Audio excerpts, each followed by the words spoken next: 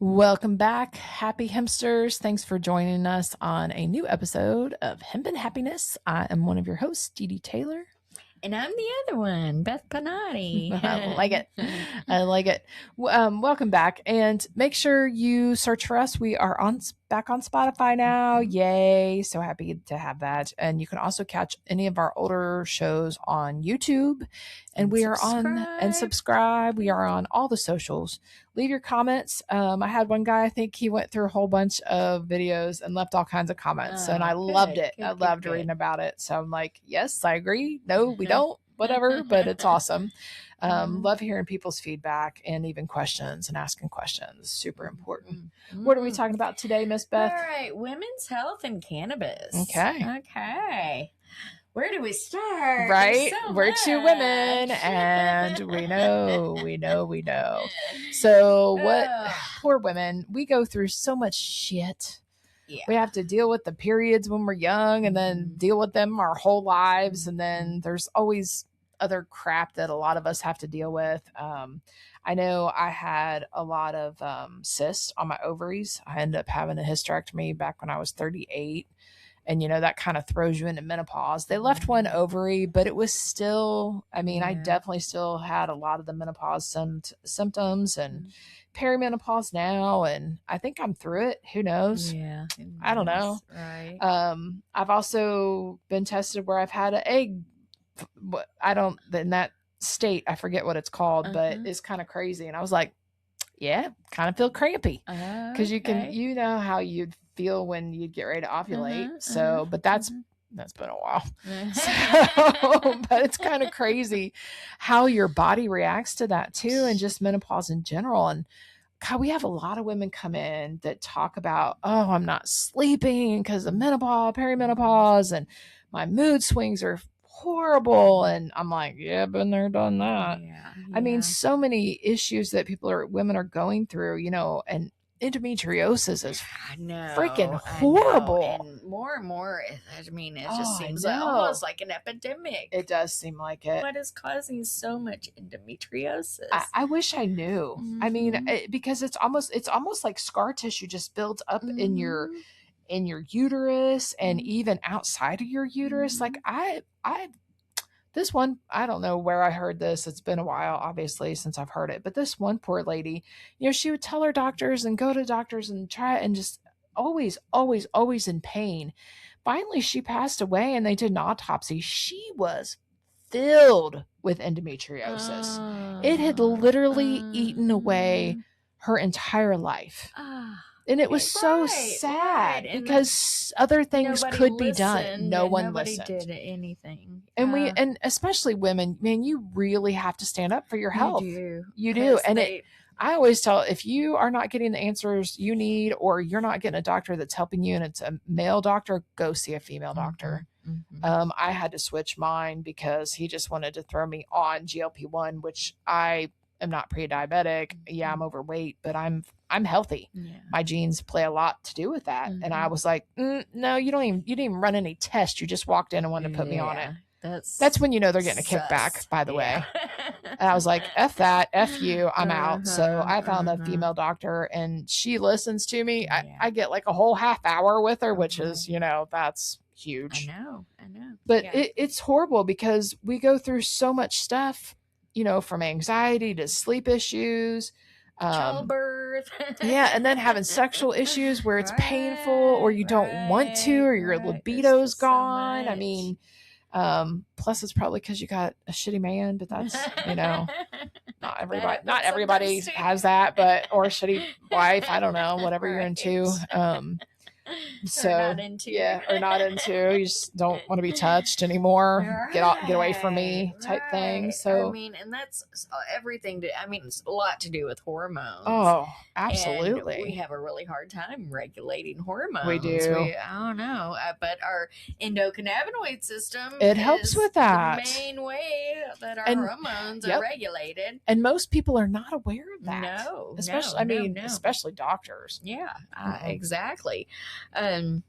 But yeah, I was just printed out some topics to kind of go over here. But yeah, menstrual pain, endometriosis, chronic pelvic pain, anxiety, stress, sleep regulation, menopause, sexual wellness. But they said with all of these things, there's one key theme that emerged clearly, that the endocannabinoid system plays a vital role in hormonal balance, immune response, pain signaling, and mood regulation. So that's, and it's just overlooked in women's healthcare using CBD for these things, when a lot of these things are hormone driven. 100%. So if we want to regulate our hormones, we need to, regulate our endocannabinoid system. And that's the thing. After I had my hysterectomy done in 2014. That was kind of right when John was, I'd had it, and then John got into this business, and I was a mess. Like a mess. And then finally in 2016, because my anxiety just would not stop and medications were just horrible side effects, that's when I started using these products. And I still have mood swings, but not like that. Not like then. It is so much different now. Stay kind of even. Yeah. And it's usually something that makes my mood swings. Right. You know what I mean? There's a reason. Right. You're just not randomly moody. Yeah. I'm not just randomly pissed off at the world.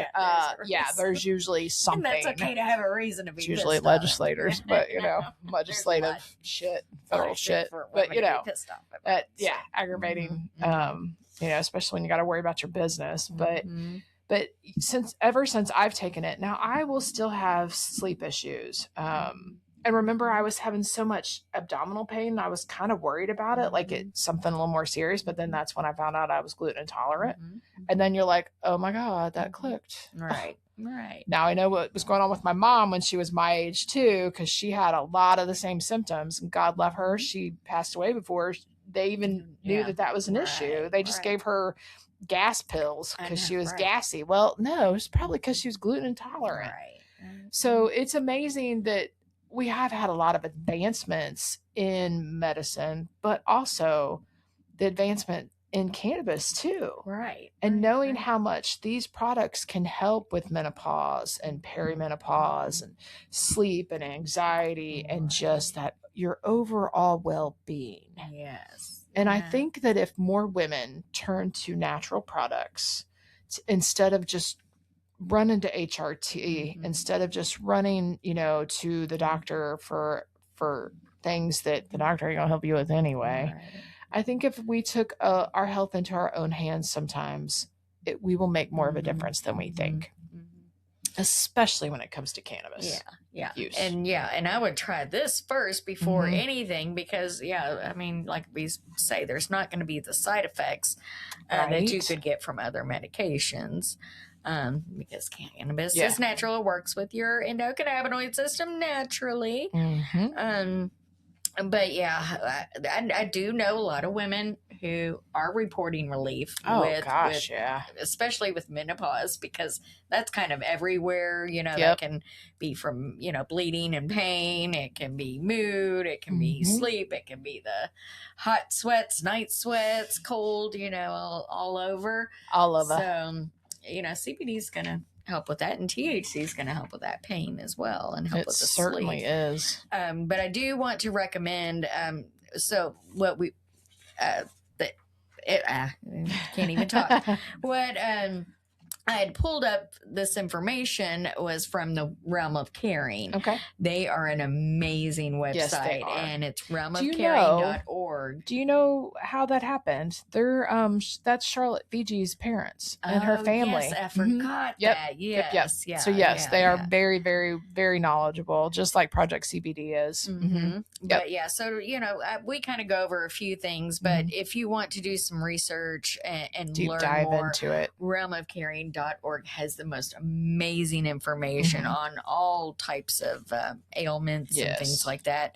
But check them out, because we can't cover everything here in 20 minutes, and you do get our opinion and what we choose to talk about. But mostly because we're two women and we've been there, done that. Still doing it some days. I don't feel like I need to do a lot of research. No. I just know that when I feel like shit, I take a little bit more.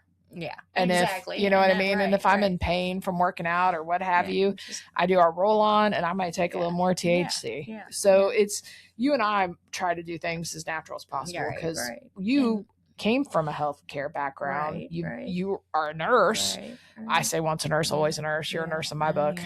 So you know exactly, you've seen the effects that big pharma can have on people and the addiction side to some of those medications that they throw at you. So you and I are so on the same page when it comes to just try the natural stuff. Right. And try that like first. Our mail lady came in, she needed Tylenol. I'm like, oh, we don't have Tylenol here. We do everything. You want some CBD gummies?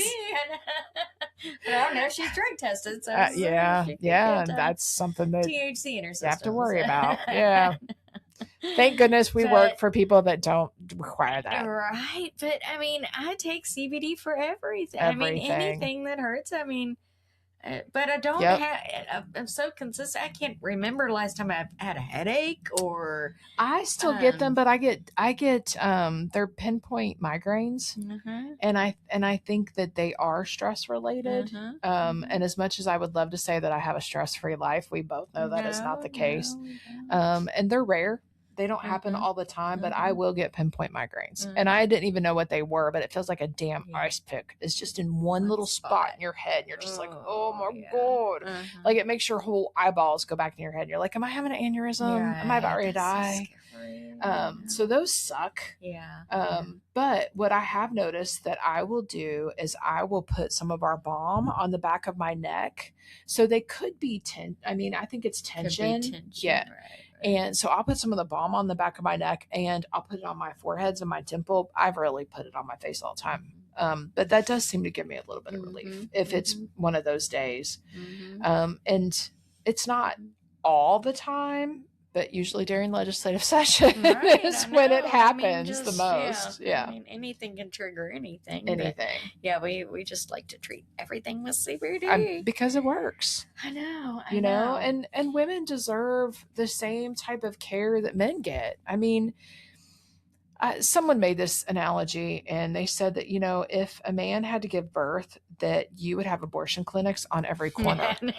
Exactly. Do you know what I mean? 100%. But because it doesn't affect them, they don't realize what women go through. And I'm not even I'm not pro-abortion.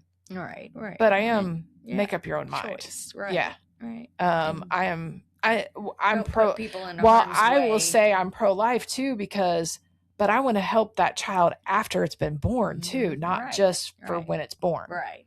So I think some of those terms are stupid. Yeah.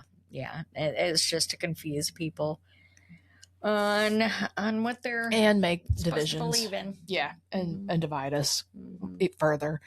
But I think that if men went through as much shit as women go through, we would have 100% healthcare would be taken care of. Birth control definitely. Plan B would not be an issue. No. It would be available in your local drugstore. Like there'd just be so many different things because you've seen how they were so focused and they're all for Viagra. I know. But heaven forbid, women ain't got a libido. Who cares? Right. They don't need one, right? Because they don't have to get anything up to go. Right.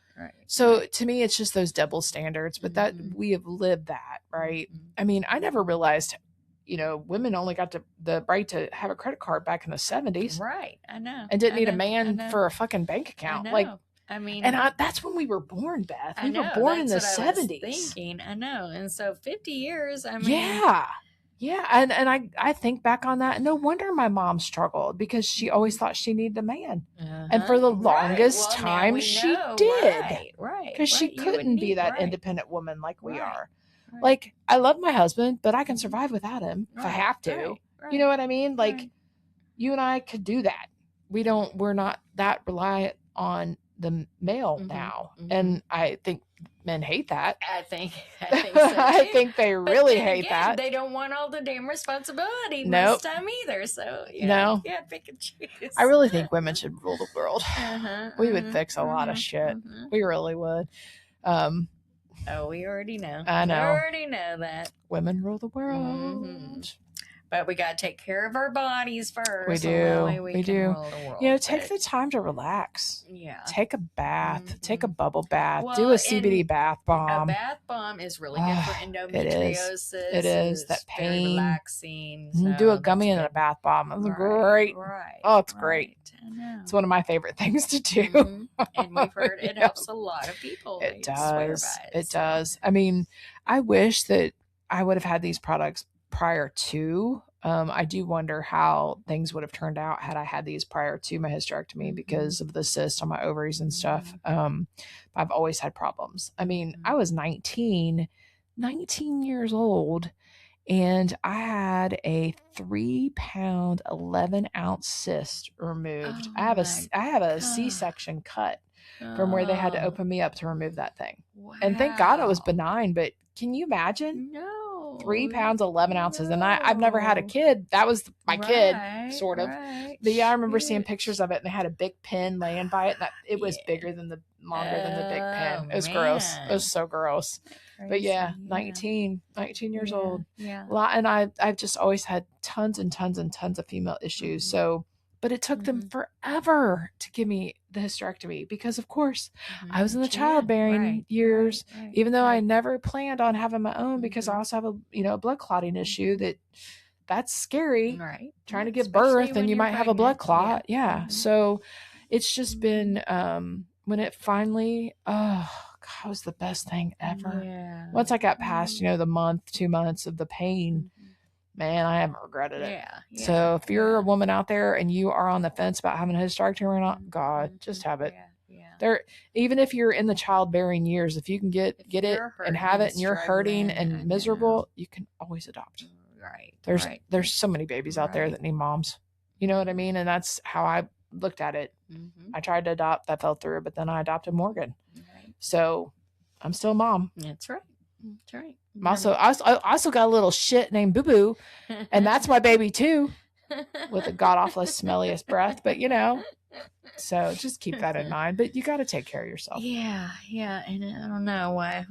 And we use put products. Ourselves last, and we've got to keep going. Putting ourselves first. We talk about self-care, that became the big buzzword a couple of years ago, but it's true. And we've gotten past that. We're not doing the self-care as much anymore. I know. We're really not. On it, and then it's like, I don't know. I think we just get tired of doing things. Yeah. So I get frustrated. I know I am. I'm speaking personally. I just feel exhausted all the time. Just from a lot of the bullshit. Just life in general. Nothing, huge, bad, ugly, but it's hard to find time to eat good. I mean, there are so many different things that go into our health, but there are. Just so we try every day. Every day. Every day. I'm going to do something to take care of myself. Eat right, do some, do the exercise, do some yoga. But if you're in pain or something, you get to find a way to take care of that. Amen. Go see another doctor because it's one of the most ignored. I mean, medical issue. There's not a lot of research. No. There's not a lot of research on. Yeah, exactly. At all, and it's bullshit. Right. Like I said, if women ruled, things would be different. I know. And if men had to suffer the things that we've suffered, things would be different. Exactly. So there's definitely the double standards there. So just keep in mind, we have products that will help. That's right. The endometriosis, with pain, with sexual libido, with weight lube, loss. We've got the sexual lube. The dryness, which pain down there. And pain. That lube has CBD in it. It's amazing. God. So, I love that. I mean, it's my personal lubricant. It's a double, and it works. Double whammy there because you got that with the CBD. So and you can use it for a double whammy if you want. Talk to us, right?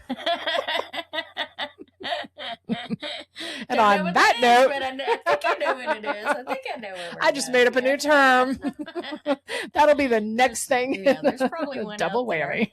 Oh, I'm sure. I'm sure. All right. Well, thanks for listening. And if you have any questions on how these products can help you as a woman, even as a man, that's what we're here for. So thanks for listening. Again, find us on Spotify, on all the socials, and always stay hempin happiness.